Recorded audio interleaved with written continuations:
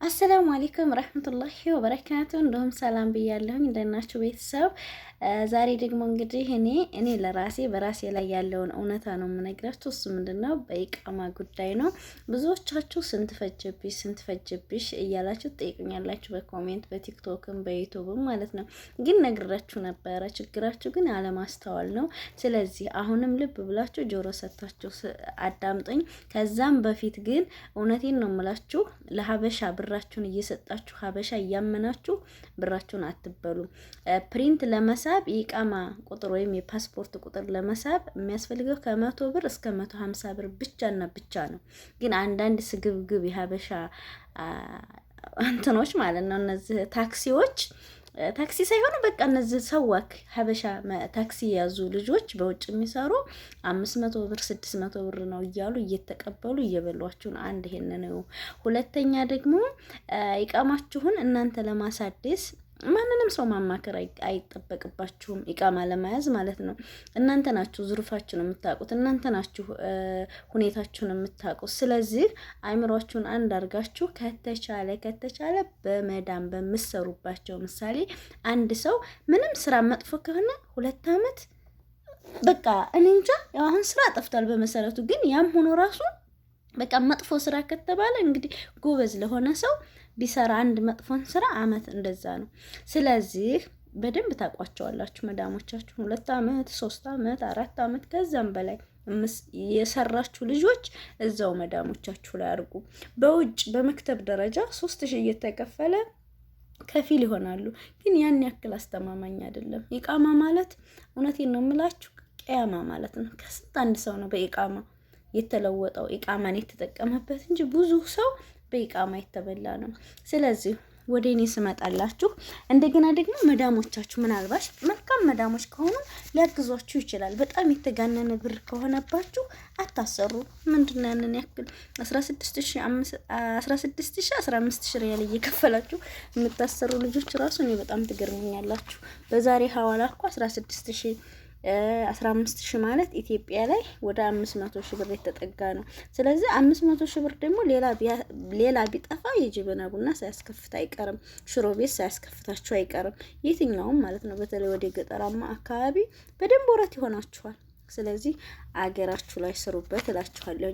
እኔ ለራሴ ግን ኢቃማውን ያስወጣሁት እኔ ብዙ ብር ስላልከፈልኩበት ነው። በመሰረቱ እኔ የምሰራበት ቤት ውስጥ ነው ኢቃማ የተበላሽቶ ይኖረው። ስለዚህ እኩል በኩል አርገን ነው ብሩን ያዋጣን። እኔ የ8 አመት ቀራማ ስንት ከፈልሽ ካላችሁኝ የ8 አመት ቀራማ 600 ሪያል ሲባዛ በ8 ማለት ነው ስንት ይሆናል? 4800 ሪያል ለኢቃማው የማን ነው አይሚን የቀራማ። ተንደገና ደግሞ ሳይታደስ ዝም ብሎ ስለኖረ 1000 ሪያል። መክተብ ደግሞ የድሮ ከፊል የነበረው ሌላ ነው። ወደዚህኛይቱ ሴትዮ የተናዙል ሳረግ 4000 ሪያል አጠቃላይ ስንት ሆነ? 9800 ሪያል አውጥቻለሁ። ይሄን 9800 ሪያል እኔ ያወጣሁት 4000 ብቻ ነው። 5800 ሪያሉን ሴትዮቱ ናት የከፈለችው። ደሞዜም ያው ደሞዜ ነው የድሮ ደሞዜ ማለት ነው። የተቀነሰብኝና በቃ ኢጃዛም ከፈለኩኝ እወጣለሁ፣ አገርም ከሄድኩኝ እሄዳለሁ ማለት ነው። አብሬያቸው ስለኖርኩኝ እኔ ያን ያክል የሰዎቹ እንትን አያስጨንቀኝም ማለት ነው። ስለዚህ አጠቃላይ እኔ ለኢቃማ ያወጣሁት ከኪሴ ያወጣሁት 4000 ብር ብቻና ብቻ ነው። ሌላውን እሷ ናት የከፈለችው። ያ ማለት የቀራማ 600 ሪያል የ8 አመት ታባዛላችሁ። እናንተ ምሳሌ 9 አመት 10 አመት ይሆናችሁ በአመት ቀራማ የሚከፈለው 600 ሪያል ነው። 600ን በተቀመጣችሁበት አመት ማባዛት ነው።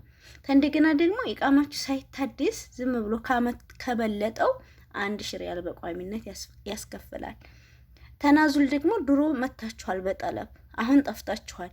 ያ ማለት የድሮ ከፊላችሁ አለ። አሁን ደግሞ ወደ ሁለተኛ ክፍል ተናዙል ታደርጋላችሁ። ያ ማለት ቢሮ ላይ የሚከፈለው 400 ሪያል 4000 ሪያል 4000 ሪያሉና 1000 ሪያሉ በቃ ኮመን ነው። ከዛ ደግሞ መዳሞቻችሁ ከፊል ካልሆናችሁ መክተብ 3000 ሪያል ይከፈላል ለአመት።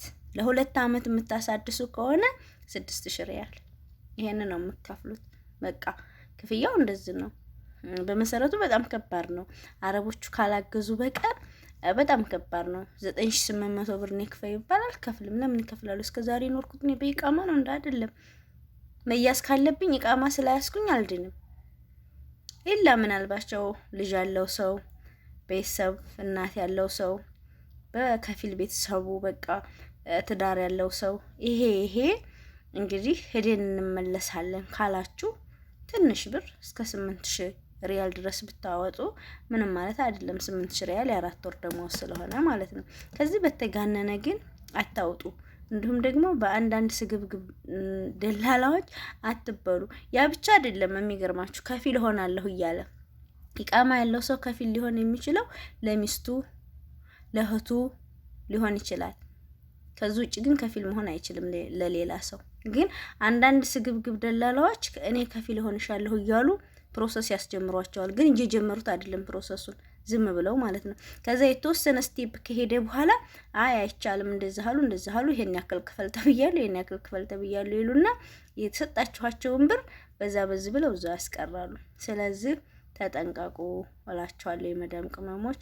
በእርግጥ እናንተ ሲነግሯችሁ የቀኑባችሁ ይመስላችኋል። ያው ሀበሻ ስንባል እንግዲህ ወደ ነፈሰበት ነው ግር የምንለው። ያ ደግሞ ተገቢ አይደለም። እውነቴን ነው የምላችሁ። ሳኡዲ ሆነ የትም ቦታ ተሰደን ከቤተሰብ የልጅ ናፍቆት የእናት ናፍቆት ተቋቁመን እየሰራን ያለ ነው ለገንዘብ ነው እንጂ ለአሄራችን አይደለም።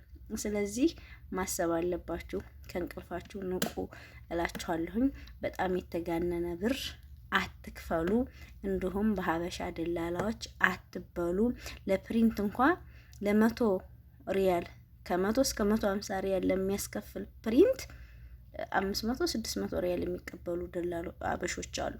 ስለዚህ ከእንደነዚህ አይነቶቹ ተጠንቀቁላችኋለሁኝ። መክተብ ለምትሉት ደግሞ መክተበል አመል ብላችሁ ከሄዳችሁ የትኛውን ቦታ አለ። አሁን እኔ ይሄን ቪዲዮ የምቀርጽላችሁ እኛ ቤት ስር ነው። እኛ ቤት ስር እኔ እዚሁ ነው የተሰራልኝ ማለት ነው። ታክሲ የለብኝ፣ ውጣ ውረድ የለብኝ፣ ምን የለብኝ። እዚሁ በቃ እዚሁ ሻራው ላይ እዚሁ ነው በቃ የተሰራልኝ። መድና ያላችሁ ይሄን ካወቃችሁት ማለት ነው። ሻራ ሳሪያ ይባላል። በከራኪብ መስመር ማለት ነው። በዛ ውስጥ ገባ ስትሉ እዚህ ነው ያሰራሁት ማለት ነው። ስለዚህ መክተበል አመል ካላችሁ የትኛውን መክተብ በቃ እንትን የሚሰራበት ኢቃማ የሚታደስበት ቦታ የትኛውን ቦታ ማሰራት ትችላላችሁ። አረቦቹን ራሱ ከነገራችኋቸው ይጠቁሟችኋል። በታክሲ ላፍ ብላችሁ ትሄዳላችሁ። ሀበሻ መሻወር ከምትበሉ ማለት ነው። ለዛሬ ይዤላችሁ የመጣሁት ይሄን ይመስላል። ቪዲዮ ላይክ አድርጉ።